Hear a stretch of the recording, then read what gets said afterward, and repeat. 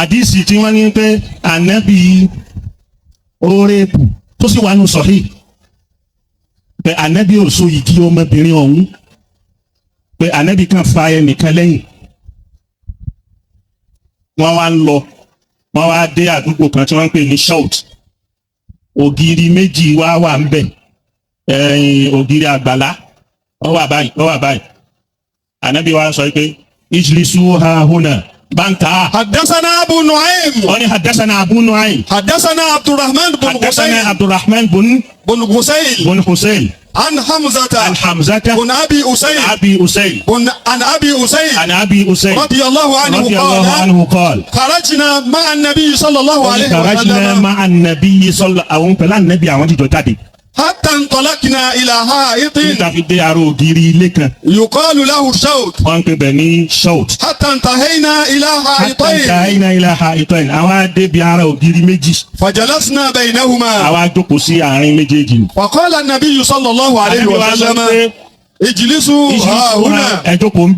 ودخل. Ànábì wa wọlé lọ. وقد أتي بالجونية. wọ́n ti wá lọ mú ọmọbìnrin kan wá tí wọ́n ń pè ní jọ̀níyà wọ́n ti fi sínú lẹ́yìn. فأنزلت في بيت في نخل في بيت أميمة بنت النعمان. wọ́n wá fi sínú ilé Umayma ibẹ̀ gbogbo bẹ̀ oúnjẹ bíntu Umayma. بنت النعمان بن شراحيل. ومعها دايتها حاضنة لها. ẹni tó ń jẹ́ dáyà ẹni tó ń ní ká lọ pè wá ni wọ́n lọ pè é wá. ó wà ń bẹ̀. فلما دخل عليها النبي صلى الله عليه وسلم قال pé obìnrin fún ẹ dákun torí Ọlọ́run. أكرمكم الله. wọ́n wá mẹ́nìkan wọ́n á jíjọ ṣeré jáde ni wọ́n wá lọ bí tí wọ́n ti tọ́jú ọmọbìnrin ní fún sí. لا إله إلا الله. ibi tí ilẹ̀ dá kàn. Ànábì wa ń sọ fún ọmọbìnrin pé habi نفسك لي. pé tẹ́ra ara ẹ lẹ̀ fún mi. قالت. lóbìnrin ni wọ́n sọ pé. وهل تهب الملكة للسوق. ẹ wo ẹni wọn náà gbọ́ lárúbá ni tẹ́lẹ̀ ló ń jẹ́ súkọ̀ èèyàn yẹpẹrẹ ọmọbìnrin wọn sọ pé ṣé píríncẹ́sì lè fún ó lè fi rẹ̀ kalẹ̀ fún èèyàn yẹpẹrẹ lásán. لا إله إلا الله. ṣé ànábì Muhammad wa ni lè súkọ̀. صلى الله عليه وسلم. ẹ dákun hadisi Bukhari ló wà. Bukhari ni. قال فأهوى بيده يده عليها لتسكن. pé ànábì lẹ́nu wọn lọ́hùn pé ànábì wa bọ́mọbìnrin ní tí ò fẹ́ gbà tí ò fẹ́ ṣe kí ni ànábì wa fẹ́ fọwọ́ tẹ̀ lórí pé ní sùúrù pẹ̀lẹ́pẹ̀lẹ́ rẹ̀. فقالت أعوذ بالله منك. bọ́mọbìnrin ní tí ló bá sọ pé a'udhu billahi minka mo wọ́ lọ́hùn ní sọ lọ́dọ̀ ẹ̀. وقال قد عزت. lànàbì wa ni bima'azin o ti wá o ti fi rẹ o ti wá sọ lọ́dọ̀ ẹ̀ ní tá a wá sọ lọ́dọ̀ rẹ̀. fanabi. ثم خرج علينا. eléyìí náà ni sunna o táǹkà àwọn wèrè. هذه سنة عندهم هم مجانين. فقدان الأدب فقدان العقل فقدان العلم عديم الأدب. wọ́n ní làákàyè wọ́n ní gbogbo nǹkan ni wọ́n ṣòfò ẹ̀. ẹ wá wípé àwọn àdùndáfẹ́ àní súnà wọ́n ní kò sí súnà ok tó o bá wípé mo wípé kò sí súnà ó dà kò sí súnà. àdìsí tí wọ́n ní pé ànábì orépù tó sì wà nù sọ̀hí pé ànábì ò so igi ọmọbìnrin ọ̀hún pé ànábì kan fa ẹnìkan lẹ́yìn wọ́n wá ń lọ wọ́n wá dé àdúgbò kan tí wọ́n ń pè ní shout ògiri méjì wà ń bẹ̀ ògiri àgbàlá wọ́n wà báyìí ànábì wa sọ pé ijlisu ha huna banta. حدثنا أبو نعيم. wọ́n ní حدثنا أبو نعيم. حدثنا عبد الرحمن بن حسين. حدثنا عبد الرحمن بن حسين. عن حمزة. بن أبي أسيد. عن أبي أسيد. رضي الله عنه قال خرجنا مع النبي صلى الله عليه وسلم. خرجنا مع النبي صلى الله عليه وسلم. حتى انطلقنا إلى حائط يقال له شوط. حتى انتهينا إلى حائطين. فجلسنا بينهما. فقال النبي صلى الله عليه وسلم اجلسوا ها هنا. Wadakala. Ànábì wa wọlé lọ. Wakọ̀dì utiya bilijawniya. Wọ́n ti wá lọ mú ọmọbìnrin kan wá tí wọ́n ń pè ní Jawniya, wọ́n ti fi sínú lẹ́yìn ni. Fa anzalat fi baytin fi nakhalin fi bayti Umayma bintu Nu'man. Wọ́n wá fi sínú lé Umayma ibẹ̀ gbogbo bẹ̀, oúnjẹ bintu Umayma. Bintu Nu'man bun Sharahil. Wa ma'aha dayatuha hadinatun laha. Ẹni tó ń jẹ́ dáyà ẹni tó ń ní ká lọ pè wá ni, wọ́n lọ pè é wá. Ó wà ń bẹ̀. Falamma dakhala alayha an-nabiy sallallahu alayhi wa sallam. Yẹn kí wọ́n lọ pé obìnrin fún. Ẹ dákun torí Ọlọ́run. Akramakumullah. Wọ́n wá mẹ́nìkan wọ́n á dìjọ ṣeré jáde ni wọ́n wá lọ bí tí wọ́n ti tọ́jú ọmọbìnrin ní fún sí. La ilaha illallah. Tíbi tílẹ̀ dá. Ànábì wa ń sọ fún ọmọbìnrin pé habi nafsakili. Pé kẹ́ra ara ẹ lẹ̀ fún mi. Qalat. Lóbìnrin ni wọ́n sọ pé. Wàhálà tahabul malikatu lè súnkọ́. Ẹ wo. Ẹni wọn náà gbọ́ lára ni. Tẹ́lẹ̀ ló ń jẹ́ súnkọ́. Èèyàn yẹpẹrẹ. Ọmọbìnrin wa sọ pé ṣé píríncẹ́sì lè fún ó lè fi rẹ̀ kalẹ̀ fún èèyàn yẹpẹrẹ lásán. La ilaha illallah. Ṣé Ànábì Muhammad wa ni lè súnkọ́? Sallallahu alayhi wa sallam. Ẹ dákun hadisi. Bukhari ló wà. Bukhari ni. Qala fa ahwa biyadihi yadahu alayha litaskuna. Pé Ànábì lẹ́nu wọn lọ́hùn. Pé Ànábì wa bọ́mọbìnrin ní tí ò fẹ́ gbà tí ò fẹ́ ṣe kí ni Ànábì wa fẹ́ fọwọ́ tẹ̀ lórí pé ní sùúrù pẹ̀lẹ́pẹ̀lẹ́ rẹ̀. Fa qalat a'udhu billahi minka.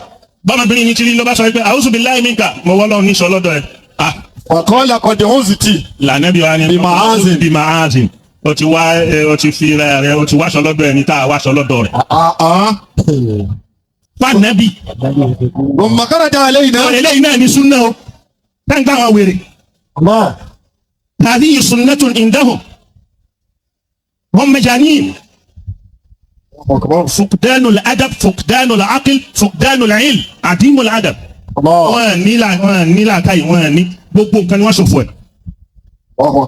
Ẹ wá wípé àwọn ànúdáfẹ́ àní súnà wọ́n ní kò sí súnà. Ok tó bá wípé mo wípé kò sí súnà ó dà kò sí súnà. Àdìsí tí wọ́n ní pé Ànábì orépù tó sì wà nù sọ̀hí pé Ànábì ò so igi ọmọbìnrin ọ̀hún pé Ànábì kan fa ẹnìkan lẹ́yìn wọ́n wá ń lọ. Wọ́n wá dé àdúgbò kan tí wọ́n ń pè ní Shout. Ògiri méjì wà ń bẹ̀. Ògiri àgbàlá. Wọ́n wà báyìí. Ànábì wa sọ pé ijlisu ha huna. Báńkà. Haddasana Abu Nu'aym. Wọ́n ní haddasana Abu Nu'aym. Haddasana Abdurrahman bun Hussein. Haddasana Abdurrahman bun Hussein. An Hamzata. Bun Abi Usayn. An Abi Usayn. Radiyallahu anhu qala. Kharajna ma'a an-nabiy sallallahu alayhi wa sallam. Kharajna ma'a an-nabiy sallallahu àwọn pẹ̀lú Ànábì àwọn ti jọ jáde. Hatta intalaqna ila ha'itin. Nígbà fi dé aró ògiri ilé kan. Yuqalu lahu Shout. Wọ́n ń pè bẹ̀ ní Shout. Hatta intahayna ila ha'itain. Àwa dé bi ara ògiri méjì. Fajalasna baynahuma. Àwa jókòó sí àárín méjèèjì. Wa qala an-nabiy sallallahu alayhi wa sallam. Ijlisu ha huna. Ẹ jókòó ń bí. Wọ́n là nẹ́bí rẹ́pọ̀ mi ẹ̀gbọ́n yìí ni wọ́n là nẹ́bí Musa abẹ́ kan wọ́n ní bẹ́nu Buhari wọ́n nẹ́bí Musa abẹ́ kan ọwọ́ ní kálọ̀ sàbí wá tẹ̀lé lọ́wọ́ ní ẹ̀yẹ tó yà yín wọ́n bá ń kó obìnrin sí kọ̀rọ̀ wọ́n wá kó obìnrin sí kọ̀rọ̀ ànẹ́bí wá fẹ́ bẹ̀rẹ̀ sẹ́ obìnrin wọn ni àlùsùn ní láyé mi nkà ànẹ́bí bá ní tọ̀tọ̀tọ̀ ẹsẹ̀ tó rẹ̀ fún ẹ̀ka ànẹ́bí bá ń lọlé. ẹ má dààmú ara yín ẹ má jẹ́ òsì yín mà òsì ń táyì mà kó yẹ tí ò lè ní ìdìyàn lọ. làwọn tá a di mọ̀tà kíjọ ń jọ wọn lòun fi sọ fún bàtà dún tẹ̀lé irun á lè mú mọ́tà àdínkù wá kìbánu mi ní wù. àfa àtọ́fẹ́ ṣe wá ní òun ni jáìlù mọ́tà àdínkù àfa àtọ́fẹ́ ju ọlọ́run fún yàn tó ẹgbẹ́ jáìlì ni. kò sí tó lídìí gbogbo tẹ̀ ń bọ̀ yẹn gbogbo ẹni tí máa ń sọ̀rọ̀ yẹn èyí tó kúyẹ́ jù nínú ìdájọ́ rẹ̀ ní ká pè ní kíni má dámọ̀ ìtọ́lì ìwọ̀yẹ̀ tó láti dénú ọkàn rẹ̀ àwọn kílàkídà rẹ̀ ó lè rò pé màgídí kan lòun sọ tó lẹ́ẹ̀ ọ̀fẹ́ ọ̀rọ̀ yóò gbẹ̀rin àṣàdúrà ìdáyà ni ìbànújẹ́ ni ká máa gbọ́rọ̀ ẹlẹ́nu ní ta àrùbá ti gbọ́ dáadáa subhanallah àmì wọn ńlá ni tọ́lọ́mí bá mà ẹni tí ò ní mímọ̀ tó bá rí kékeré kan yóò wá sí kí ni lọ́jọ́ lójú yóò rẹ̀ pé nǹkan ní nǹkan mẹ́. ọ̀dà ẹjẹ́ ayé àdìsí yìí wò kásálàyé lórí ẹ̀ àlàyé mi nínú ṣùgbọ́n rí náà ni àdìsí tẹ́lọ̀ mọ́ wájọ́ náà ẹjẹ́ abẹ́rẹ́ ọlọ́run irú tọ́sẹ̀lẹ̀ bí arba ọ̀sẹ̀lẹ̀ bí náà o irú ẹ̀sẹ̀lẹ̀ bí náà o kéèyàn gbé Buhari dání kọ́ máa fi ṣe wá sí fálẹ̀ ọmọ ànábì kọ́ wá yọ àdìsí tòkè kọ́yọ́ sí kankan kọ́yọ́ sí sàlẹ̀ kọ́yọ́ sí kọ́ wá mú tàrí kọ́ máa fi bá Buhari jẹ́ bí ìgbà tí àfà mi àgbà kan sọ̀rọ̀ ọjọ́ kan ẹ máa gbọ́ àfà mi bá ń sọ pé bọ́bá yá àwọn èèyàn máa pé mo ní girimankai èmi ò sì ní girimankai kọ́ lè mẹ́ni káwá bẹ́ẹ̀ kó tí àfà wa ti ń sọ̀rọ̀ yìí káwá yọ kó ń bẹ̀ pé tọ́ba yá àwọn èèyàn máa sọ pé káwá gbé mo ní girimankai káwá gbé yòówá èmi ò sì ní girimankai kò mo ní ká yọ kó sáà bàbá mi ló kọjá àlàyé mi ò yé mi àbá ń sọ̀rọ̀ ó ní tọ́ba yá wọ́n máa sọ pé wọ́n sẹ́mi mo ní girimankai wọ́n sẹ́mi èmi ò sì ní girimankai kò ní mo ní mo kápẹ́ ìní ara mi mo lásàjẹ́ èmi tójú bọ̀ kan ní tí mo nínú ni. àwa fẹ́ kó tí a fà yẹn afẹ́ bàdó kọjẹ́ ká máa sọ pé àwa yọ tọ́ba yá àwọn èèyàn sọ pé ayọ̀ kò bẹ́ẹ̀ àwọn amúgbólóhùn mo ní girimankai káwá kó méjèèjì wá kẹ̀yìn tí wọ́n tún pé èmi ò sì ní girimankai kò mo ní mo kóra mi ní ìjánu ayọ̀gbé yóò kó bẹ́ẹ̀ káwá ni a máa wo àfáwà àgbà ní olóhùn ní girimankai káwá pílẹ̀ báwọn èèyàn kí la tẹ́fẹ́ dídá pílẹ̀ ọ̀rọ̀ rẹ̀ wọn àtàbòsí ni tọ́mọjá pé Bukhari yìí náà ni wọ́n bá ń kà tí mo gbé dání ni wọ́n bá ń kà tí ì bá ti Bukhari mi o àdìsí yìí ti bẹ́ẹ̀ Bukhari yìí tẹ̀ kàtó ìtẹ̀ méjì àdìsí obìnrin yìí ẹ bá ń ka àdìsí àkọ́kọ́ bẹ̀ tọ́jà kọ̀kọ́ nínú àdìsí wọn káwá kàtà ní tiwọn ká káwá kàtì dẹ̀yìn tiwọn ká ẹ rí i pé ìgbà tí ẹ fẹ́ fàyè lọ́wọ́ yẹn ẹ kà àdìsí àkọ́kọ́ ẹ kà mọ̀ọ́dún àdìsí kan. Buhari fẹ́ sàlàyé. man tallaqa wa hal yuwajihu ar-rajul. man tallaqa ẹni tó kọ yàwó fahal yuwajihu ar-rajulu imra'atahu bit-talaq. ǹjẹ́ arákùnrin yóò fèsì ìyàwó rẹ̀ pé lágbájá mọ̀kọ́ kí ni súnà wí ní ìtàfà fẹ́ sí ìsìnà. tí mo sọ fún yín lẹ́ẹ̀kan pé tí Buhari bá ó tó àbúwàbò bí wọ́n ti sọ àbúwàbò fídíò àmọ́ kò ní sọ kankan àdìsí ní ọmọdé kínní.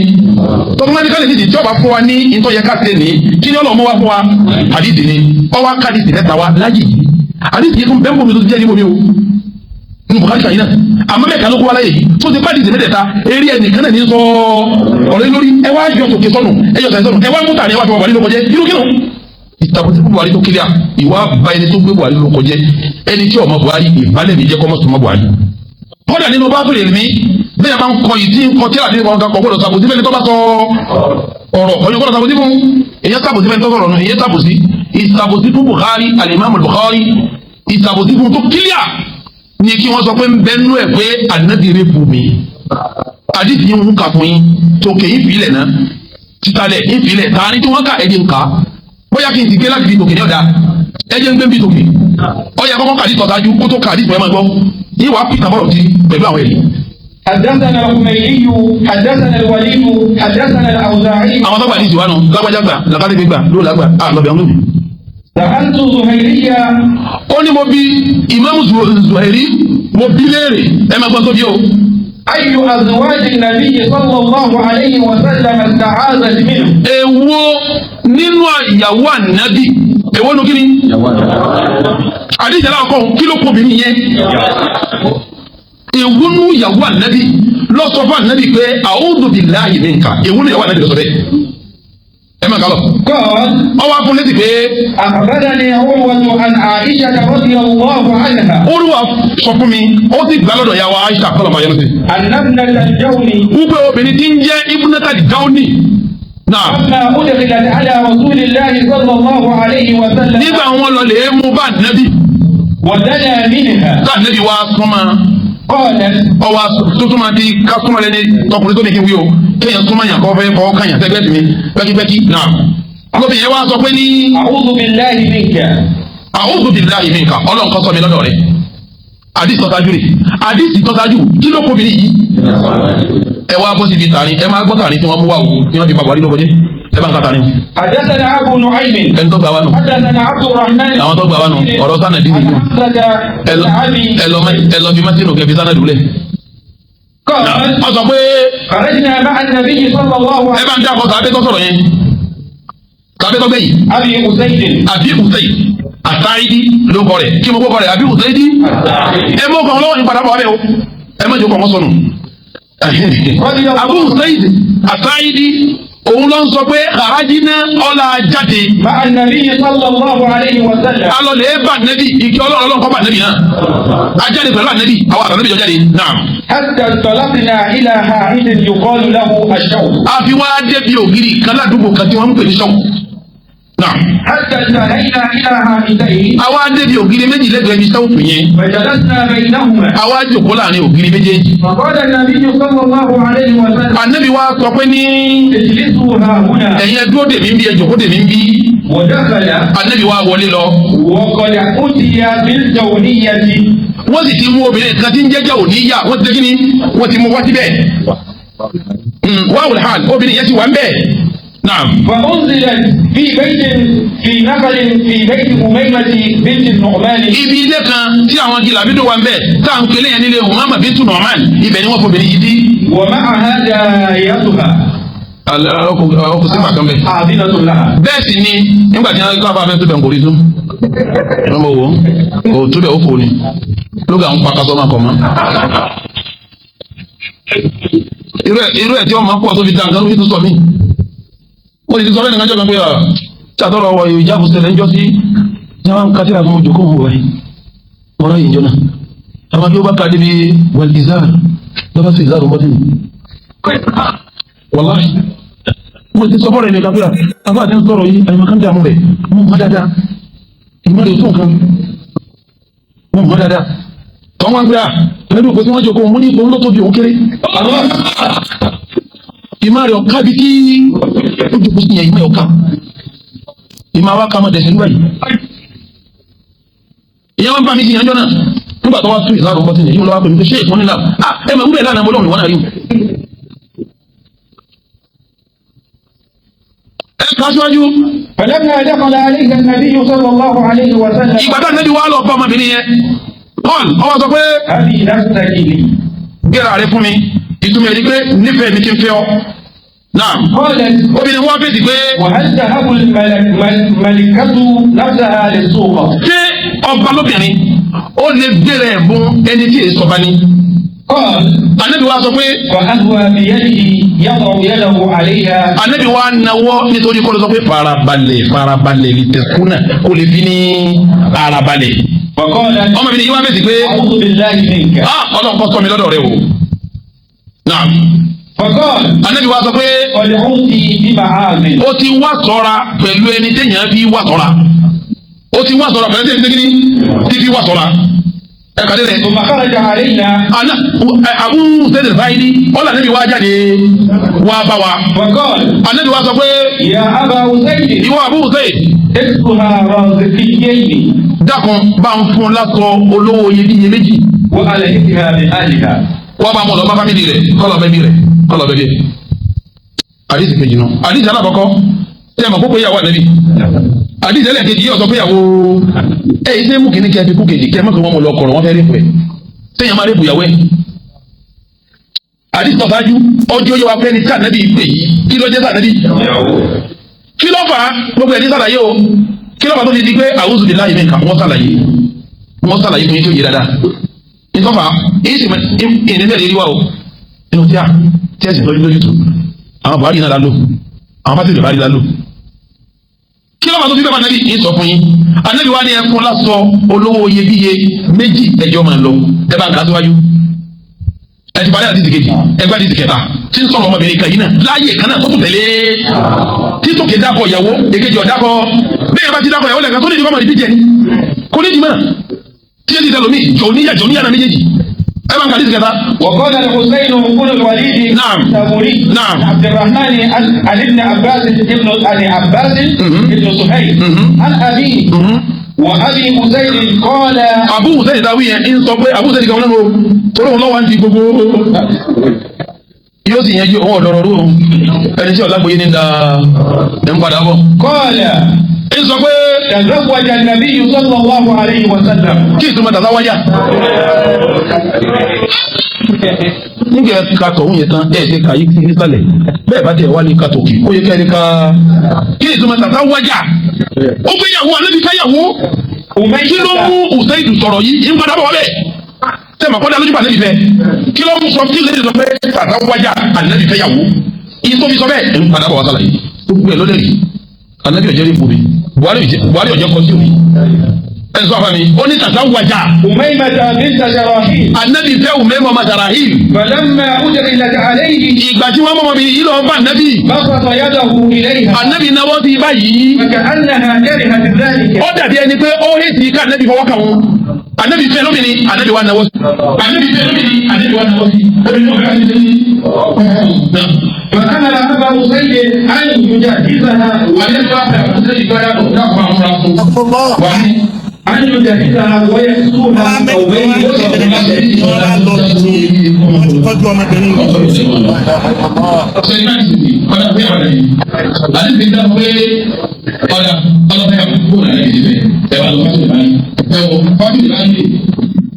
ẹwọ dada tí wọn bá ti fi sáyé wò sọ̀rọ̀ yìí Al-Bukhari tí ń sábàyé àti wọn lọ sọ̀rọ̀ yìí Al-Bukhari ẹ bá ń sí ní kí wọn ti fọwọ́ nípa àti ìfà sábàyé ẹ tó ń fún wọn sábàyé bí wọn yà wá ti fún wọn fún.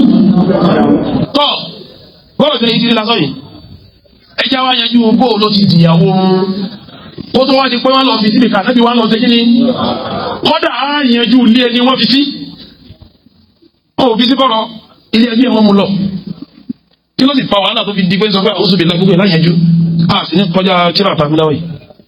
tọ́ bí wọn bá dé ni pé mo ní kẹ́ ẹ mọ́kọ ẹnìkan lọ́wọ́ lẹ́ẹ̀kan kí ló fọ́ rẹ̀ àtúkù sẹ́yìn àṣàyìdì gbogbo àti ìdí òun ló dégé ní orúkọ wa. àtúkù sẹ́yìn yìí ọ̀yá ẹ̀ máa ń lọ ló fásitì olùbárí tí ń ṣe sáríwò sàhíhì al-Bukhari mujalladi ẹlẹ́ẹ̀kẹsàn ẹ̀yẹ fọlọ́mù náà ẹ bá ń lọ page 524 ẹ bá lọ bẹ. wọ́n bí riwayat ibn Sa'di. Ibn Sa'di ọwọ́ sáré wáyà mi wáyà máa kọ́ ìwáyà Ibn Sa'di. anna Nu'man kuna al-Jawni al-Kindi. obìnrin yẹn ǹjẹ́ Jawni yàrá pé Nu'man Jawni bàbá rẹ̀ nù. al-Kandi tó yẹ kó wọn ní fámìlì Kandi yàtọ̀ bí yìí náà jẹ́. ata nabiyya sallallahu alayhi wa sallam musliman. ọwọ́ bá nabi wa Muhammad musliman ọba Islam. ọwọ́ bá nabi ọ̀sẹ̀ kìíní ọba Islam. ìwọ ń sọ bá nabi pé.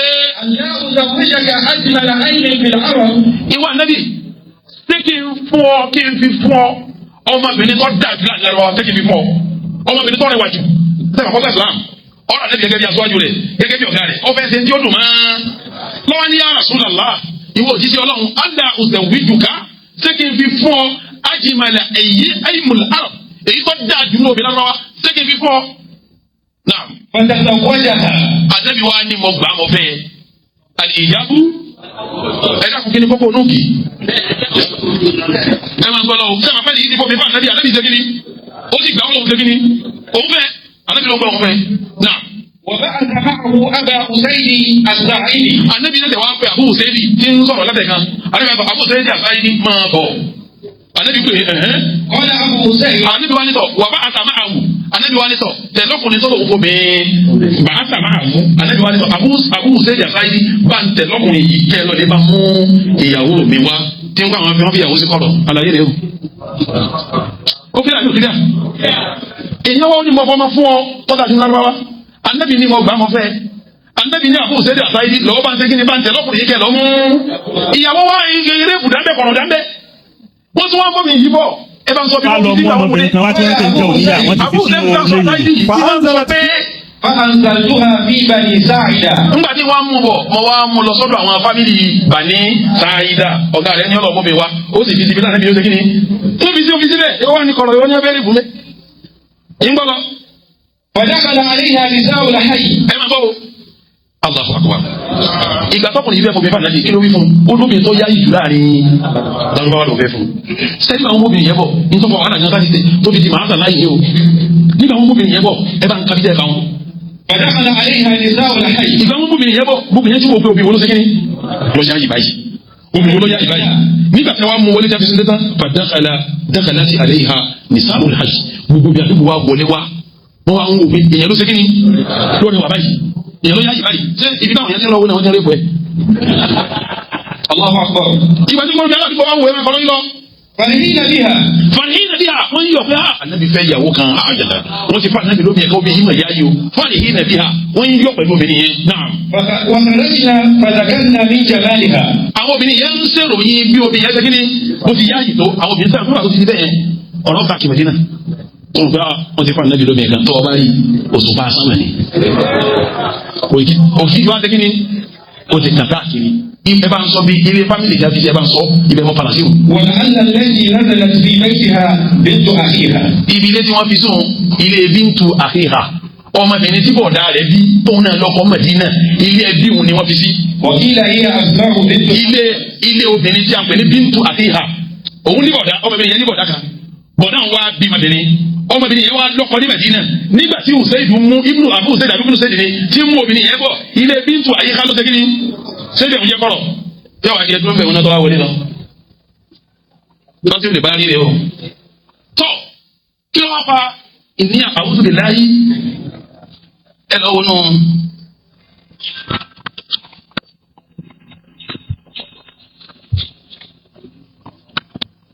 ẹ lọ wọnú tíra Tabaqat Ibn Sa'd limada ista'ad min Rasulullah sallallahu alaihi wasallam adil mara kí ló dé tóbi yìí fi sọ fún anabi pé a'udhu billahi minka kí ló fà sẹ́yìn ìgbà tó yìí kan kí n ṣe kọ́mọ́gbọ̀mọ́ ìgbà tó yìí kan káàkiri Mẹ́dínà tí obìnrin sọ pé anabi fẹ́ mi kan obìnrin yìí máa rẹwà o anabi fẹ́ mi kan obìnrin yìí máa rẹwà o rawa Ibn Sa'd ẹ̀ bá ń kà.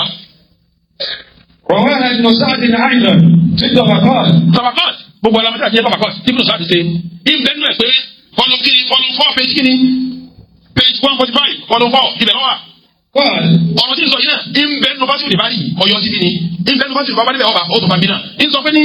akhbarana Hisham. ẹ̀ka gbogbo yóò kákákáká. ń sọ pé. zawwaja Rasulullah sallallahu alayhi wa sallam Asma'a bint Abi. àjẹbí fẹ́ ọmọbìnrin yìí náà. wa kanat min ajmal ahli zamaniha. nínú obìnrin tó fáyìn jù láyé jọ́nà lọ́wọ́bìnrin yìí wà. wa asbahahum. ó sì kúnjú tẹ̀yìn olùkóbìnrin. qala. ànábì sọ pé. falamma ja'ala Rasulullah sallallahu alayhi wa sallam yatazawwaju al-ghara'iba qala. àmọ́ kí ló bẹ̀rẹ̀ ń bẹ̀ òun ló bí àwùjọ ìlà yìí ń ká ìgbà bọ̀. òun ni àyíṣà lọ́wọ́ sọ pé yé ànábì ti fẹ́ àwọn obìnrin kàyàkàyà báyìí. àwọn eléyìí ò ní jáde bí orí ayé tiwa máa ẹ sọ ìsàlẹ̀ díẹ̀ ẹ máa gbọ́ lọ. ó ní tàtà wàjà nínú Ibn Sa'd yẹn náà ìṣàwọn lọ́gbẹ̀lẹ́ yìí wa ọ̀rọ̀ ànábì fẹ́ Bintu Nu'man al-Jawniya ọmọbìnrin àpéjọ òníyà yìí ànábì fẹ́ ó ní ibùdó àbí kàmọ́tà kọ́mí ilẹ̀ kan.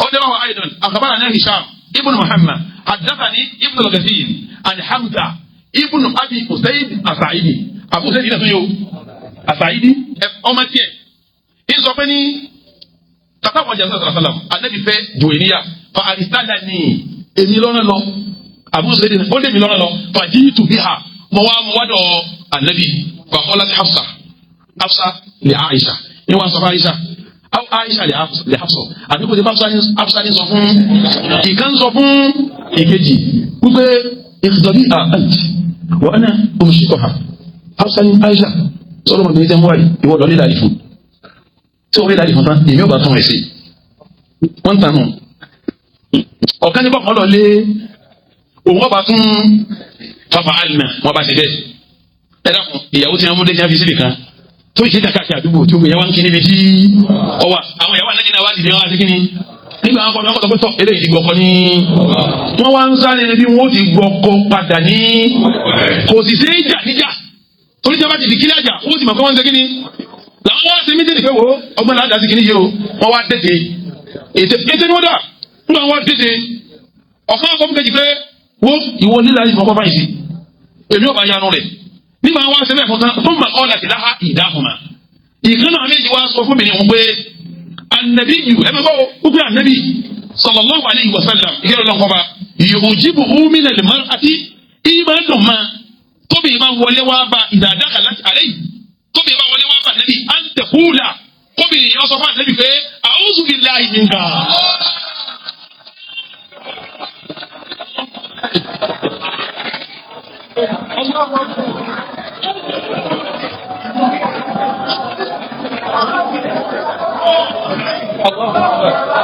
ẹ dákun obìnrin tí wọ́n ti ń tọ́jú jẹ́ nílẹ̀ àdìfún òun rò pé wọ́n wà ní ọmọ pé wọ́n fẹ́ bá obìnrin ń sun ẹkún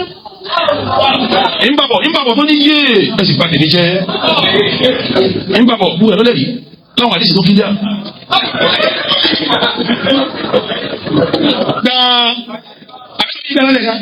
òun náà nígbà ogun ẹ̀ aláìyàn tó yẹjú ó tún wá fún wa ní ìròyìn tó ṣe kí ni kó darú afẹ́ni bá fẹ́ darú fún rẹ̀ ó ní wọ́n ní kọ́ sọ fún ànábì pé àwùjọ bíi láyé wípé yóò dùn máa ànábì gan-an ó ní bàbá kan dákàlá sí àlẹ́ yìí wàá gbéra kàlífà bá wàá rà sátara má da yàda wù ilé yà ànábì wà nàwọ́ sí fàkàlà tó nàbà ní àwùjọ bíi láyé nǹkan ètò wọn ní ogun lọ́sẹ̀ kí ni àwọn náà wọ́n ti gbé gànà mọ̀ wọ́n ti lẹ́gà ní ìbọn wọ́n ti bá ya ó ti rò pé tòun ni ẹ wo ẹ̀yin omi ẹ̀ lọ́wọ́ kẹ́kọ̀ọ́ kan bí mo dé yìí ìmọ̀ ẹni omi ò dé ní owó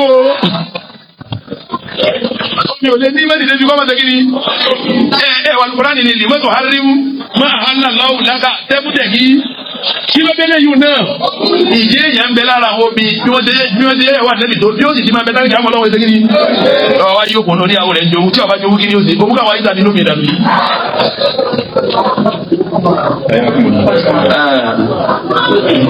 anabi wa kọjú sí anabi yẹn fẹ́ gbogbo lóhùn yẹn tí a bá fi ṣe sọ́fẹ́ fún anabi kò tó ṣe nǹkan mọ́tàlì àmọ́ lọ́wọ́ yìí àwọn ìyàwó sì ti ń bá gbé ṣe kí ni wọn wọ́n fẹ́ kọ́ fẹ́ bẹ̀rẹ̀ wọn torí bọ́yá ìtorí wọ́n ti ń sọ pé lọ́wọ́ fi lè wọlé àwọn òde lójútu wọ́n ṣe muhammadu wọ́n dẹ̀ sọ̀tì wọ́n dínkù ìtọ́sẹ̀ lè ṣe kí ni lẹ́nu gẹ́gẹ́ aláìbáni ó sì máa alábi lẹ́nu fọ́fọ́n aláìbáni àbúṣe àrífẹ́kì ha bí àríhà bá wọn lọ́dọ̀ fámílì bíra zikatẹ́yìn bá ń kọ́ lásán ńlá méjì nígbà àwọn ẹni ọya jáde máa wá lọ ọ̀rọ̀ mi tó ṣẹlẹ̀ lẹ́yìn yẹn ní padà sàlàyé tí ń padà bọ́ bẹ́ẹ̀ fọ́fọ́n lọ́ba ni dàrú ní ṣàfihà kí ẹ̀ ṣàkí yẹ́sùn yé ẹfẹ́ tì mí yá ìjọba tèmi jẹ́ ẹfẹ́ tì mí lọ tẹ́bà tèmi jẹ́ ẹfẹ́ tì mí lọ tẹ́bà tèmi jẹ́ nígbà ní ọmọ lọ sí wínú ẹ̀ níjẹ́ fún ànábì mẹ́wàá bá tèmi jẹ́ ẹfẹ́ tì mí lọ dàrú ní ṣàfihà ẹfẹ́ bá tèmi jẹ́ kí má lọ́kọ́ bẹ́ẹ̀ bá tèmi jẹ́ ní ti wúbi tó fi lọ́nu sí abẹ́rẹ́ bọ̀ ẹ̀nu.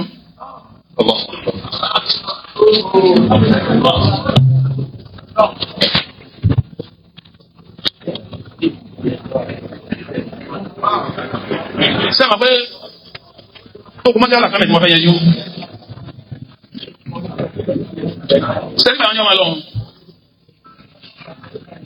àwọn sẹ́wọ̀n pé ń sọ fún ànábì sẹ́wọ̀n pé ń béèrè pé ànábì ní àbíndí nọ́ọ̀sẹ̀bì jẹ́ kí n fẹ́ra rẹ̀ bọ̀ mí náà àdìsí ẹ̀ lọ pé fa alitahabu alimilkati nafsaha ní sọ́kà obìnrin tó jọba tó nítumọ̀ sóde filẹ̀ fún èèyàn lásán ni. nínú àdìsí mi ń bẹnu Bukhari tí ò sí láyè yìí ń bẹnu Muslimu ń bẹnu gbogbo tó mùsùlùmí pátápátá ń bẹnu ọ̀sán yìí. wọ́n sọ pé kọ́ọ̀lù dáhà àwọn yẹn sọ fún pé àtẹ̀dìrí nà mẹ́ni hàdá sọ mẹ́ni bá ń sọ fún pé wípé owó oníjọba kí ó láti là ó lè fi ọ̀mọ́ àyèmọ́ tí ó mà nẹ́bi ló bí ọ̀rọ̀ pé fà alisa abu alimbilkatu nẹ́fúsà ha ìsúkà kọ́ láti là ó lè fi ọ̀mọ́ kọ́ọ̀lù wọn wá sọ fún pé hada rasulullahi sallallahu alayhi wa sallam jaa liyakatubaka anabire ọwọ́ abá ọ sọ̀rọ̀ sẹ́yìn kọ́nà bí fún ni anabi bá sọ̀rọ̀ tẹ́lẹ̀ pé nípa wá sí nípa wá bá ọ sọ̀rọ̀ ní anabire kọ́ọ̀lẹ̀ ó ní kuntu ashqa min dhalika bí ìbá ti lè gbàmúdé lórí mú. Allahu akbar. àbí kí ni tó máa kuntu ashqa min dhalika tí ìbá ti lè gbà fún anabi mú lórí mú àmọ́ ọ̀rọ̀ ti bọ́ tako tó ṣe kí ni. bóòlù yẹn ti fi gbogbo eléyìí lẹ̀ tó pẹ̀lẹ̀ lóní mímọ́ tí wọ́n lọ mú yìí tí ọ fẹ́ lò lásán. sáwọn ọ̀rẹ́ kílẹ̀ bí òkèlè à ẹjọ́ wọn abájẹ́ bí ó dé fún yín tábà níbi ní kọ́ mọ́ padà sọ́dọ̀ alẹ́ wọn.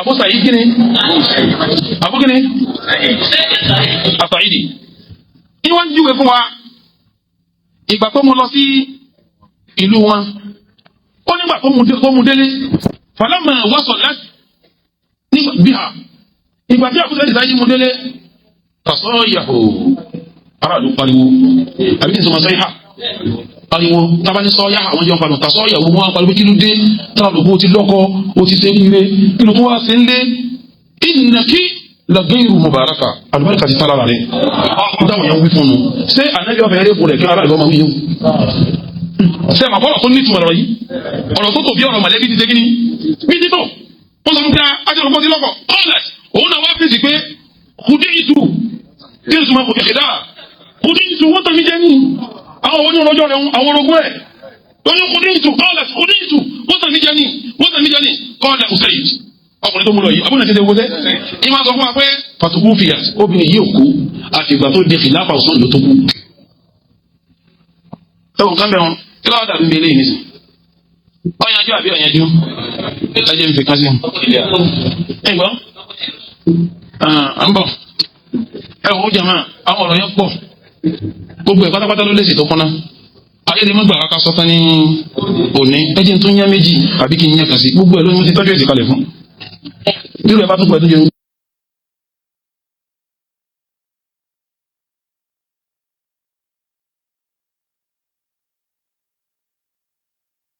àdìsí tí wọ́n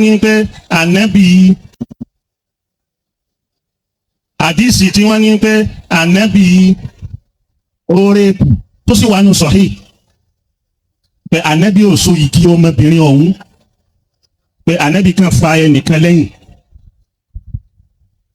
wọ́n wá ń lọ wọ́n wá dé àdúgbò kan tí wọ́n ń pè ní shout ògiri méjì wà ń bẹ̀ ògiri àgbàlá wọ́n wà báyìí ànábì wa ń sọ pé ijlisu ha huna báńkà. حدثنا أبو نعيم. wọ́n ní حدثنا أبو نعيم. حدثنا عبد الرحمن بن حسين. حدثنا عبد الرحمن بن حسين. عن حمزة. بن أبي أسيد.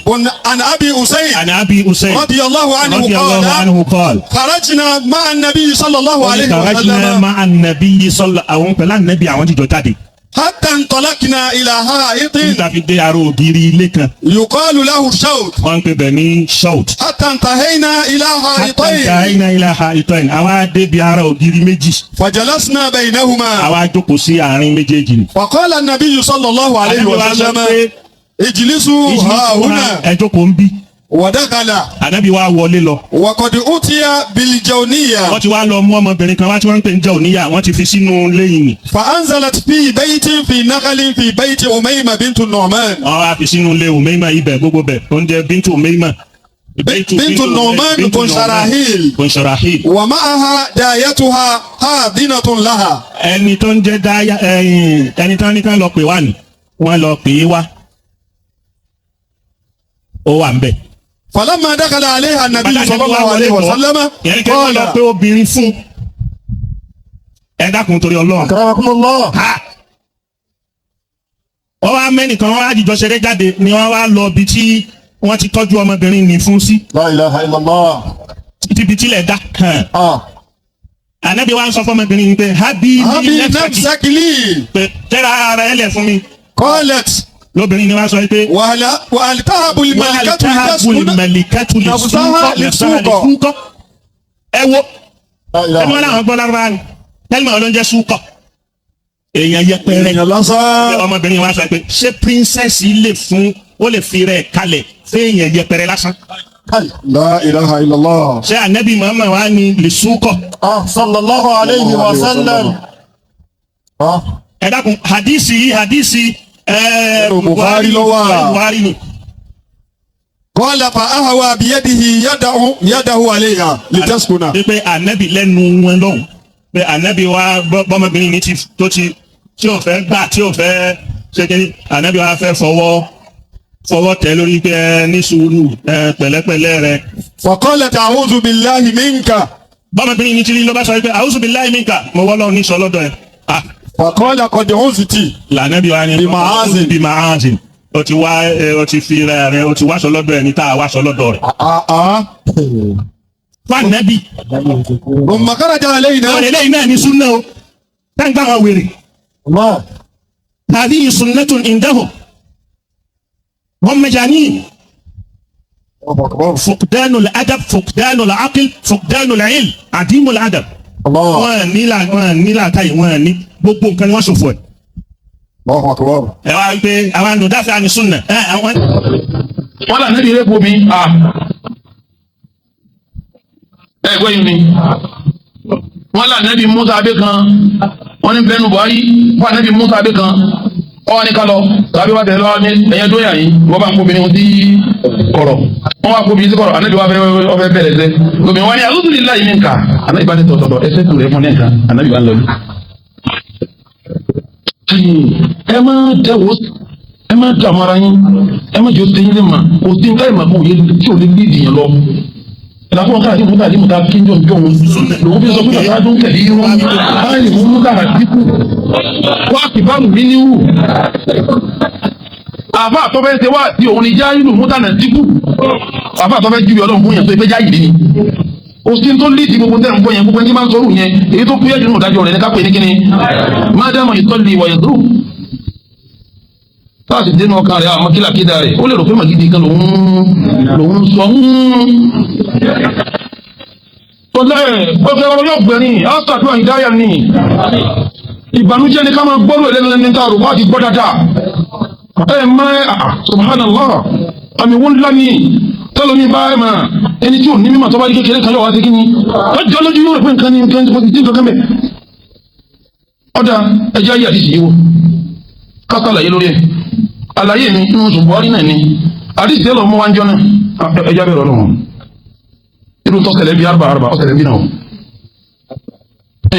irú ẹ̀ṣẹlẹ̀ bí náà kéèyàn gbé Buhari dání kọ́ máa fi ṣe wá sí fálẹ̀ ọmọ ànábì kọ́ wá yọ àdìsí tòkè kọ́yọ́ sí kankan kọ́yọ́ ti sàlẹ̀ kọ́yọ́ sí kọ́ wá múta ni kọ́ máa fi Buhari jẹ bí ìgbà tí àfa mi àgbà kan sọ̀rọ̀ ọjọ́ kan ẹ máa gbọ́ àfa mi bá sọ pé bọ́bá ya àwọn èèyàn máa pé mo ní kiri máa ń ká yìí mo ní girimankai èmi ò sì ní girimankai kọ́ lè mẹ́ni.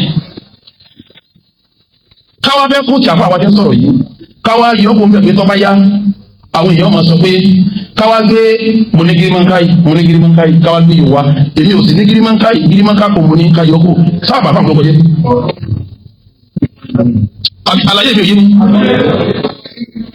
àfa ń sọ̀rọ̀ ó ní tọ́ba yá wọ́n máa sọ pé wọ́n sẹ́ni mo ní girimankai wọ́n sẹ́ni èmi ò sì ní girimankai kò ní mo ní mo kápẹ́ ìdára mi mo lásàjẹ́ èmi tójú bọ̀ kan ní tí mo nínú mi. àwọn afẹ́ kó ti àfa yẹn afẹ́ bàdó kọjẹ́ ká máa sọ pé àwọn ayọ̀ tọ́ba yá àwọn èèyàn sọ pé ayọ̀ kò bẹ̀ àwọn amúgbóló mo ní girimankai káwá kó méjèèjì wá tẹ̀yìn tí wọ́n tún pé èmi ò sì ní girimankai kò mo ní mo kóra mi ní ìjánu ayọ̀ kò yóò kó bẹ̀ káwá ní ẹ máa wo àfáwọn àgbà ní ó lò ní girimankai káwá pílẹ̀ fáwọn èèyàn kí la ṣe fẹ́ ní ta pílẹ̀ ọ̀rọ̀ rẹ̀ wọn àtàbòtí ni tọ́mọdé pé Bukhari yìí náà ni wọ́n bá ń kà tí mo gbé dání ni wọ́n bá ń kà tí ì bá ṣe Bukhari mi o àdìsí yìí ti bẹ́ẹ̀ ní Bukhari yìí tẹ̀ kàkí méjì àdìsí obìnrin yìí ẹ bá ń ka àdìsí àkọ́kọ́ bẹ̀ tọ́jú àkọ́kọ́ nínú àdìsí wọn káwá kàtà àní tí wọ́n kà káwá kàtì dẹ̀yìn tí wọ́n kà ẹ rí i pé bí ìgbà tí ẹ fẹ́ fàyè lọ́wọ́ yẹn ẹ kà àdìsí àkọ́kọ́ ẹ kà mọ̀dún àdìsí kan. Buhari fẹ́ sàlàyé. man tallaqa wa hal yuwajihu rajul. man tallaqa ẹni tó kọ̀yàwó fàhálùkìní. fahal yuwajihu rajulu imra'atahu bit-talaq. ǹjẹ́ arákùnrin yóò fèsì ìyàwó rẹ̀ pé lágbájá ọkọ̀ kí ni súnà wí ní ìbáfà bẹ́ẹ̀ fèsì nù. tí ó mú ìjọba ilé ẹ̀ka pé tí Buhari bá ó tó àbúwábù ẹ̀ bí wọ́n ti tó àbúwábù fíjú àmọ́ kò ní í sọ kankan àdìsí ní ọmọdé kíni. tọ́kùnmọ́dékálẹ̀ nídìí tí ọba fún wa ní ìtọ́yẹ káṣíẹ̀ ní kí ni ọlọ́mọ wa fún wa àdìsí ni ọwọ́ akádìsí mẹ́ta wa láyé yìí àdìsí yìí fún bẹ́ẹ̀ mú mi tó ti jẹ́ ní mòmí o ní Bukhari kàyí náà àmọ́ bẹ́ẹ̀ kan ló kó wa láyé yìí tó ti bá dìde mẹ́tẹ̀ẹ̀ta eré ẹnìkan náà ní sọ ọ̀rẹ́ lórí ẹ wá yọ tòkè sọnù ẹ yọ sàyẹ sọnù ẹ wá mú tàní ẹ wá fi Buhari ló kọjẹ irú kírun ìsàbòtí fún Buhari tó kílíà ìwà bá ẹni tó gbé Buhari ló kọjẹ ẹni tí ọmọ Buhari ìbálẹ̀ mi jẹ́ kọ́mọ́ tó mọ́ Buhari.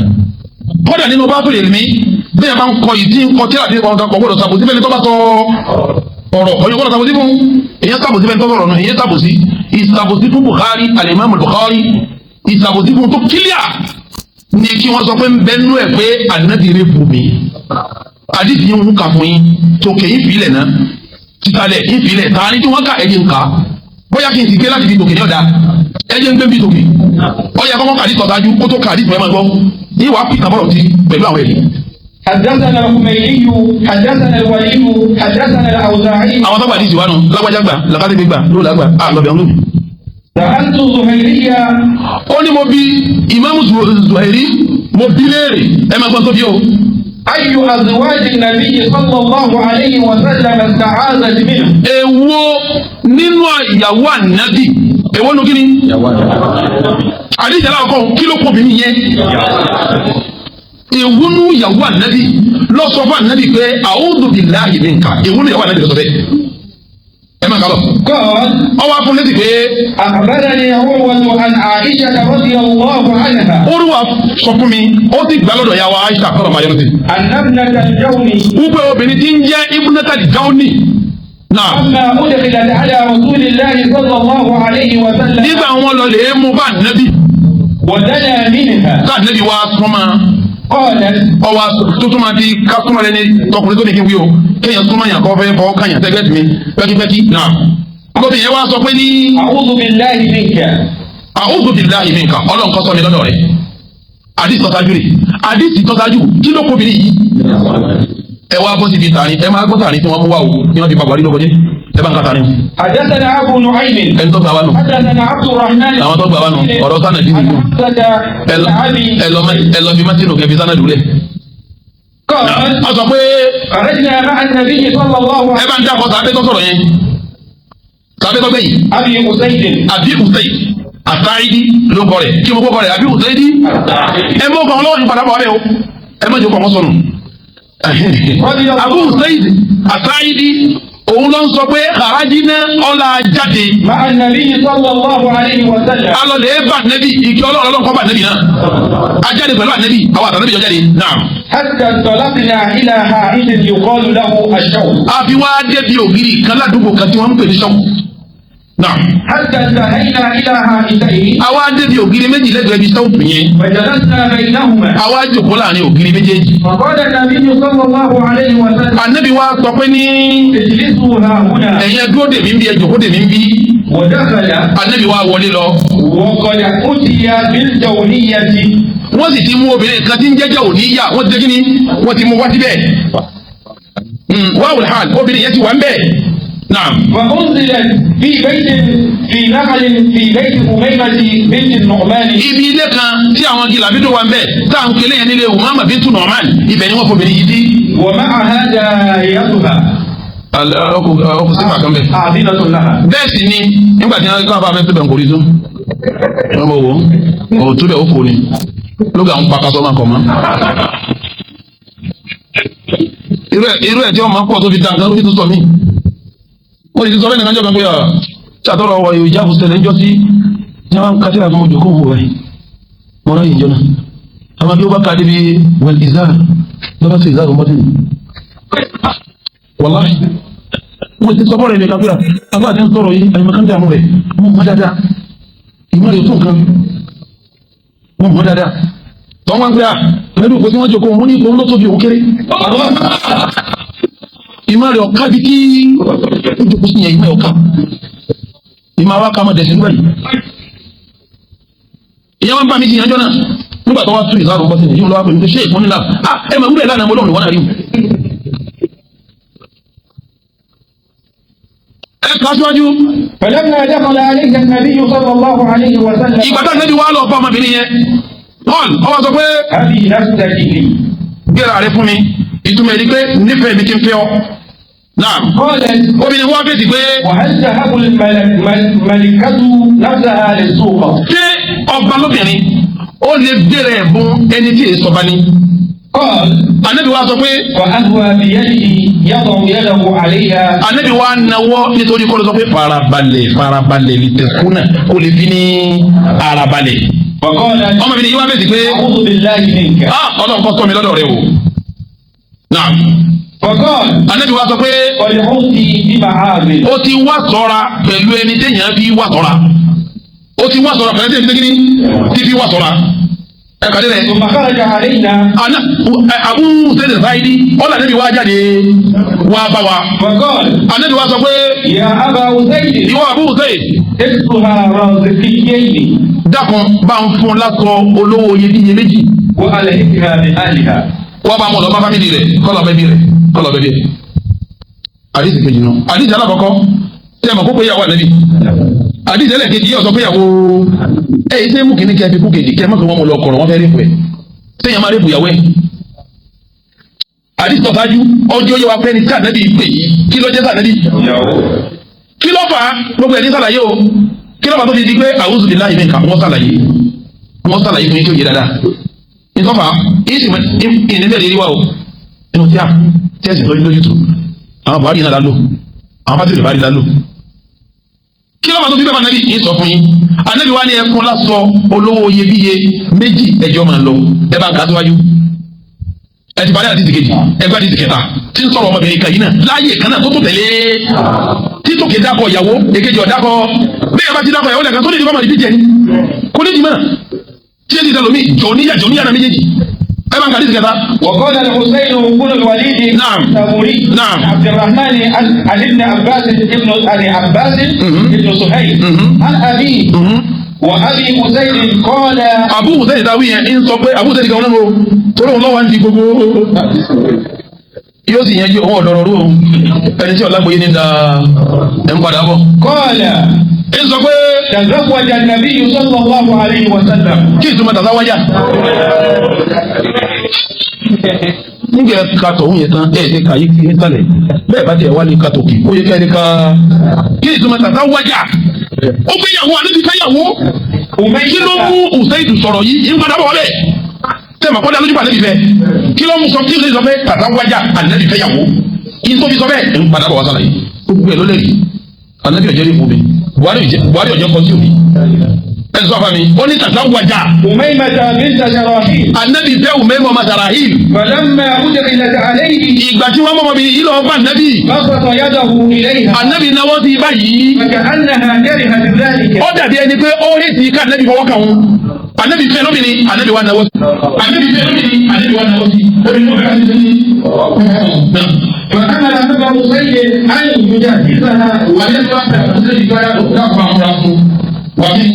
أن يجهزها ويكسوها ثوبين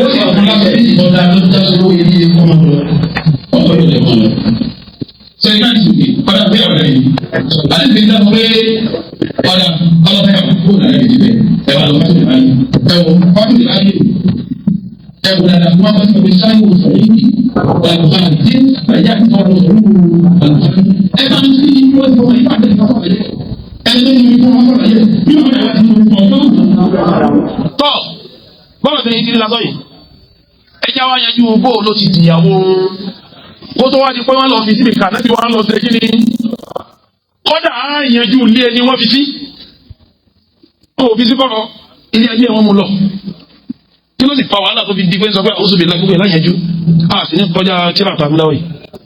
tọ́ bí wọn bá wà ní pé mo ní kẹ́ ẹ kó kọ ẹnìkan lọ́wọ́ lẹ́ẹ̀kan kí ló kọ́ rẹ̀ Abu Usaid As-Sa'idi gbogbo àti ìdí òun ló dégé ní olùkọ́ wa. Abu Usaid yìí ọ̀yà ẹ bá ń lọ lọ Fathul Bari tí ń ṣe Sharh Sahih Al-Bukhari mujallad ẹlẹ́kẹsàn ìyẹn fọlọ́mù náà ẹ bá ń lọ page 524 ẹ bá lọ bẹ. wọ́n fi ìwà ẹ̀sìn ìdílé sáàdì. Ibn Sa'di ọwọ́ àbáni wáyà mi wáyà kọ́ni wáyà Ibn Sa'di. anna Nu'mana kuna al-Jawni al-Kindi. Nu'man obìnrin yẹn ǹjẹ́ jẹ́ òní yàgà pé Nu'man ló jà òní bàbá rẹ̀ nù. Al-Kandi tó yẹ kó òun ní fámìlì Kandi yàtọ̀ bí yìí náà jẹ́. ata an-nabiyya sallallahu alayhi wa sallam musliman. ọwọ́ àbá nabi wa Muhammad musliman ọgbà Islam. ọwọ́ bá nẹ́bí ọ̀sẹ̀ kí ni ọgbà Islam. ìwà ń sọ bá nẹ́bí pé. ìwà nẹ́bí ṣé kí n fún ọ kí n fi fún ọ ọmọbìnrin tó dà sílẹ̀ nílẹ̀ wọn ṣé kí n fi fún ọ ọmọbìnrin tó rẹwà jù sẹ́wọ̀n kọ́gbà Islam ọ̀rọ̀ nẹ́bí gẹ́gẹ́ bí aṣáájú rẹ̀ gẹ́gẹ́ bí ọ̀gá rẹ̀ ọ̀fẹ́ ṣe ń tí ó dùn mọ́. lọ́wọ́ ní ya Rasulullah ìwọ òjíṣẹ́ Ọlọ́run Allah uzawwijuka ṣé kí n fi fún ọ ajmala aymul arab èyí tó dáa jù ní obìnrin lọ́wọ́ ṣé kí n fi fún ọ. Naam. Fatazawwajaha. Ànábì wa ni mo gbà mo fẹ́. Al-ijabu. Ẹ dákun kí ni kókó núùkì. Ẹ máa gbọ́ lọ. Ṣé àmàfẹ́ nìyí ti kọ́ mi fún ànábì ṣe kí ni? Ó sì gbà ó lóun ṣe kí ni? Òun fẹ́. Ànábì ló ń gbà òun fẹ́. Naam. وبعث معه أبا أسيد الساعدي. Ànábì náà wá pé Abu Usaid tí ń sọ̀rọ̀ látẹ̀ kan. Abu Usaid As-Sa'idi máa bọ̀. Ànábì pé قال أبو أسيد. Ànábì wá ní sọ وبعث معه. Ànábì wá ní sọ tẹ̀lọ́kùnrin tó lòun fún mi. وبعث معه. Ànábì wá ní sọ Abu Usaid As-Sa'idi bá ń tẹ̀lọ́kùnrin yìí kẹ́ lọ lè bá mú ìyàwó mi wá tí ń gbà wọn fi wọn fi ìyàwó sí kọ̀rọ̀ àlàyé rẹ o. Ó kílà ní òkílà. Èèyàn wọ́n ní mo fọ́ máa fún ọ tọ́ta sí lágbáwá. Ànábì ní mo gbà wọn fẹ́. Ànábì ní Abu Usaid As-Sa'idi lọ́wọ́ bá ń segin ní bá ń tẹ̀lọ́kùnrin yìí kẹ́ lọ mú ìyàwó wa eré fùdáńdẹ́ kọ̀rọ̀ dáńdẹ́. Wọ́n tún wá mọ́ mi yìí bọ̀ ẹ bá ń sọ bí wọ́n fi sígbà wọn mú dé. قال أبو أسيد. Abu Usaid sọ As-Sa'idi yìí wọ́n ń sọ pé. فأنزلتها في بني ساعدة. Nígbà tí wọ́n mú bọ̀ mo wá mú lọ sọ́dọ̀ àwọn fámìlì Bani Sa'ida ọ̀gá rẹ̀ ní ọlọ́mú mi wá ó sì fi síbi náà níbi yóò ṣe kí ni. Ó fi sí ó fi síbẹ̀ ìwọ wà ní kọ̀rọ̀ ìwọ ní abẹ́rẹ́ fún mi. Yín gbọ́ lọ. فدخل عليها نساء الحي. Ẹ máa gbọ́ o. Allahu Akbar. Ìgbà tọkùnrin yìí fẹ́ fún mi fún ànájì kí ló wí fún un? Ó lóbi tó yá ìjù láàrin Lárúbáwá ló fẹ́ fún un. Sẹ́yìn nígbà wọn mọ́bìnrin yẹn bọ̀ nítorí wọn àlàjì náà bá ti ṣe tó fi di màá sàn láì ní o. Nígbà wọn mọ́bìnrin yẹn bọ̀ ẹ bá ń kábí dẹ́ ẹ̀ bá wọn. فدخل عليها نساء الحي. Ìgbà wọn mọ́bìnrin yẹn bọ̀ bóbìnrin yẹn tí mo pe obìnrin wo ló ṣe kí ni? Ló ṣe àyè báyìí. Obìnrin wo ló yá àyè báyìí. Nígbà tí wọ́n mú wọlé jáde sílé tán dakhalati alayha nisa'ul hajj gbogbo bí àdúgbò wa wọlé wa wọ́n wá ń wò pé èèyàn ló ṣe kí ni? Lórí wa báyìí. Èèyàn ló yá àyè báyìí. Ṣé ibi táwọn yẹn ti ń lọ wọ́n náà wọ́n ti ń rí ipò ẹ̀? الله أكبر. Ìgbà tí wọ́n bẹ̀rẹ̀ àdúgbò wa ń wò ẹ̀ máa fọlọ́ yín lọ. فنهينا بها. Fàlìhínà bí a wọ́n yọ̀ pé ànábi fẹ́ ìyàwó kan àjàdá wọ́n ti fa ànábi lómi ẹ̀ka omi yìí mọ̀ ìyá yìí o fàlìhínà bí a wọ́n yọ̀ pẹ̀lú obìnrin yẹn náà. وخرجنا فذكرنا من جمالها. Àwọn obìnrin yẹn ń ṣèròyìn bí obìnrin yẹn ṣe kí ni bó ti yá yìí tó àwọn obìnrin sáà fún wa tó ti di bẹ́ẹ̀ yẹn ọ̀rọ̀ bá kìmọ̀dé náà. Tó ń gbà wọ́n ti fa ànábi lómi ẹ̀ka tó o bá rí oṣù bá a sánmà ni. Òkìkí wa ṣe kí ni o ti kàn káàkiri. Ẹ bá ń sọ bí ilé fámìlì tí a fi ṣe ẹ bá ń sọ ibẹ̀ mọ́ fana sí o. ولعل التي نزلت في بيتها بنت أخيها. Ibi ilé tí wọ́n fi sùn ilé bíntu àkíhà ọmọbìnrin tí bọ̀dá rẹ̀ bí tóun náà lọ́kọ́ Mẹdínà ilé ẹbí òun ni wọ́n fi sí. وقيل هي أسماء بنت. Ilé obìnrin tí a pè ní bíntu àkíhà òun ní bọ̀dá ọmọbìnrin yẹn ní bọ̀dá kan bọ̀dá wa bí ọmọbìnrin yẹn wá lọ́kọ́ ní Mẹdínà nígbà tí Usaid mú Abu Usaid àbí Usaid ni tí mú obìnrin yẹn bọ̀ ilé bíntu àkíhà ló ṣe kí ni sẹ́dẹ̀ òun jẹ́ kọ́rọ̀ yóò wá di ẹdún bẹ̀ wọn náà tó wá wọlé lọ. Lọ́tí ìrè bá rí rè o. Tọ́ kí ló wá fa ìní a'udhu billahi ẹ lọ wọnú.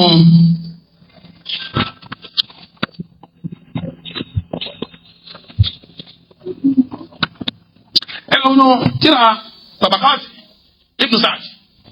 Limadha ista'ad min Rasulullah sallallahu alaihi wasallam hadhihi al-mar'a. Kí ló dé? Tóbi yìí fi sọ fún ànábì pé a'udhu billahi minka. Kí ló fà? Sẹ́yìn ìgbà tó yí kan kí n ṣe kọ́mọ́kọ́mọ́. Ìgbà tó yí kan káàkiri Mẹdínà. Tí obìnrin sọ pé ànábì fẹ́ bìí kan obìnrin yìí máa rẹwà o ànábì fẹ́ bìí kan obìnrin yìí máa rẹwà o. Rawa Ibn Sa'd ẹ̀bá. رواه ابن سعد أيضا في الطبقات. Tabaqat gbogbo alamọ̀tí àti Tabaqat Ibn Sa'd ṣe. Ìbẹ̀nu ẹ̀ pé volume 4 page kìíní page 145 volume 4 ibẹ̀ lọ́wọ́.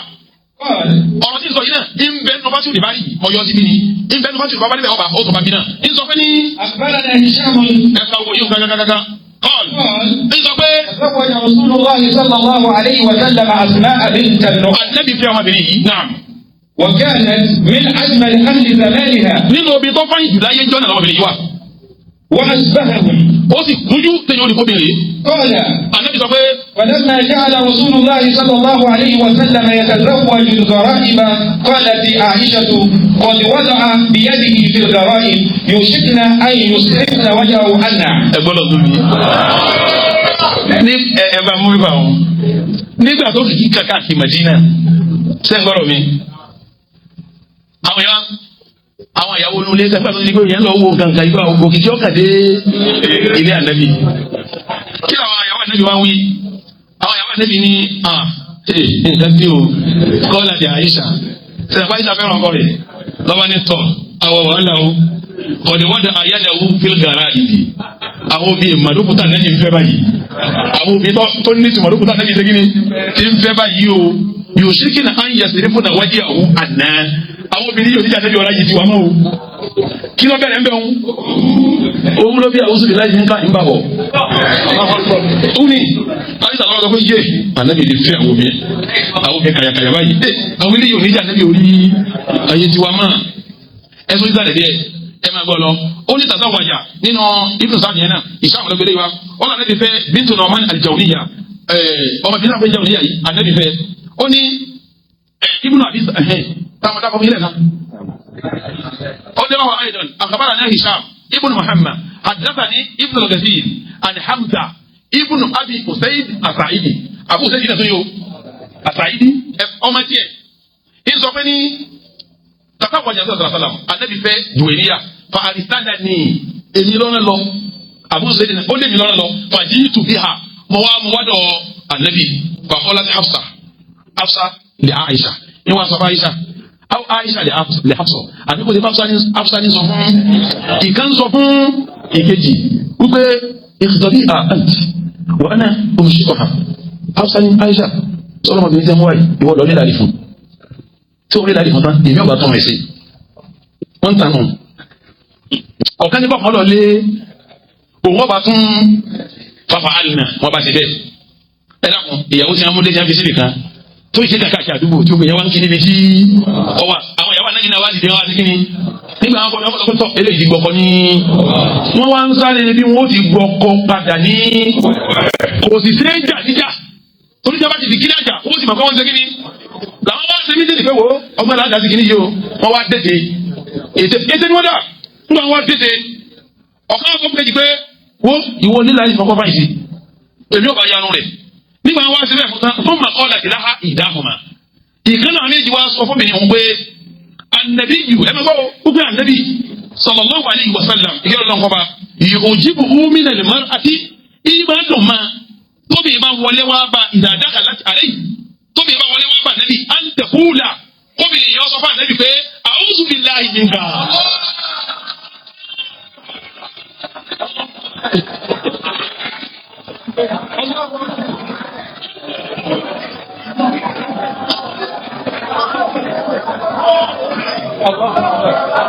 Ẹ dákun obìnrin tí wọ́n ti ń tọ́jú jẹ́ nílẹ̀ ìfún owó rò pé wọ́n wà ní ọmọkàn fẹ́ bá obìnrin ń sún ẹkún ìgbàbọ̀ tó ní yé ẹ̀sìn bá tèmi jẹ́ ìgbàbọ̀ bú ẹ̀rọ lẹ́yìn láwọn àdísì tó kílíà gbàá àbẹ́bí gbàlá nìkan òun náà nígbà ogun ẹ̀ aláìyàn tó yẹjú ó tún wá fún wa ní ìròyìn náà tó ṣe kí ni kó darú àfẹ́ni bá fẹ́ darú fún rẹ̀ ó ní wọ́n ní bọ́sọ̀ fún ànábì pé àwùjọ lè láì wípé yóò dùn máa ànábì gan-an ó ní bọ̀dọ̀ sàdé àkàlẹ́sì àlẹ́ yìí wàá kìlá kàlíbà bá wàá rà sátara má dà yàjà wù ilé yà ànábì wa náà wọ́n sì fàkọ́ àlẹ́ tó nàbà ní àwùjọ lè láì minka ètò ìwádìí ogun lọ́dọ̀ kí ni àwọn náà ti wọ́n ti gbé gànà wọ́n ti lé láàyè fún wọn ti bá ya ó ti rò pé tòun ni ẹ wo ẹ̀yin omi ẹ̀lọ́ kẹ́kọ̀ọ́ kan bí mo dé yìí ìmọ̀ ni omi ò débi owó omi ò lé bí mẹ́rin débi kọ́ mọ́tẹ́ kí ni wà lùkúrá ni ni lèmọ́tò harim máa hàn lọ́wọ́ dáká tẹ́kùtẹ̀ kí ló délé yìí náà ìjẹ́ èèyàn ń bẹ lára àwọn omi bí wọ́n ti yẹ wà níbi tó bí ó sì ti máa bẹ táwọn ọlọ́wọ́ ẹsẹ̀ kí ni ọba wa yóò kùn lórí àwọn rẹ̀ ń jowú tí ọba ti wú kí ni ó sì òkú káwọn ayé tàbí lómi ìdàlú yìí.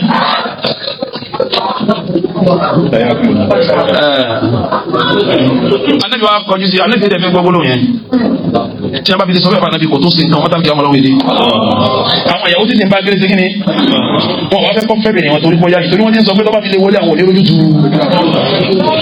wọ́n sì mọ̀ amara wọ́n dẹ̀ sọ̀tìtì wọ́n di kú ìtọ́sẹ̀ ìlú segin ni lẹ́nu kẹ́lẹ́ alẹ́bàáni usti ma'adha alẹ́bìnrin ẹ̀dá fakọ́l alẹ́bàáni Abu Usayd alẹ́fẹ́kì ha bí alẹ́ha bá wọn lọ́dọ̀ fámílì bíra zikatayi bá wọn lásán lánlá méjì nígbà àwọn ayọ́yá jáde máa wá lọ ọ̀rọ̀ mi tó ṣẹlẹ̀ lẹ́yìn ní padà sàlàyé tí ń padà bọ́ bẹ́ẹ̀ fakọ́l lọ́ba ni dàrú ní ṣàkíyà kí ètò máa ṣàkíyà tó yé ẹfẹ́ tì mí lẹ́nu tẹ́ fàtìmí jẹ́ ẹfẹ́ tì mí lọ tẹ́ fàtìmí jẹ́ ẹfẹ́ tì mí lọ fẹ́ bá tèmi jẹ́ nígbà àwọn ọmọ lọ́jọ́ nínú. ẹ ní jẹ́ fún ànábì mẹ́wàá bá tèmi jẹ́ ẹfẹ́ tì mí lọ da'uni shaqiyya da'uni shaqiyya da'uni shaqiyya ẹfẹ́ bá tèmi jẹ́ kí má lọ́kọ́ mẹ́fẹ́ bá tèmi jẹ́. ní tí wọ́n wí tó fi lọ́nu sí abẹ́rẹ́ pọ̀ ẹ̀nu.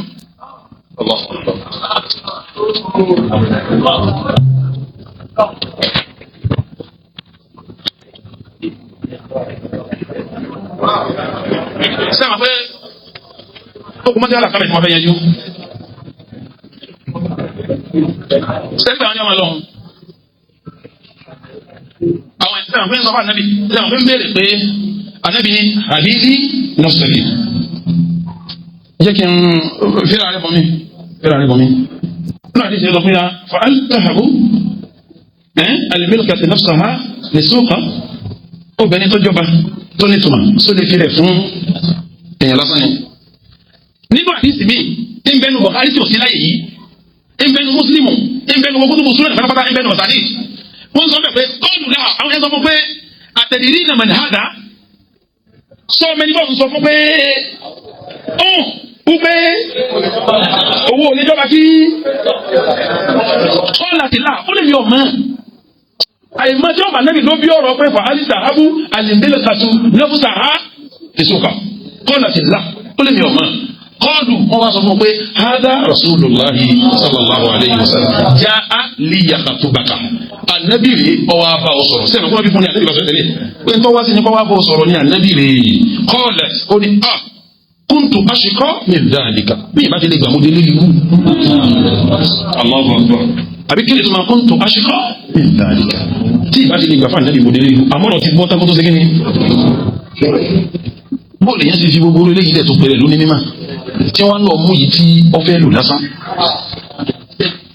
sáwọn ọ̀rẹ́ kílẹ̀ kílẹ̀ ẹjọ́ wọn abadé bí ó dé fún yín táwọn níbi ní kọ́ mọ́ padà sọ́dọ̀ alẹ́ wọn.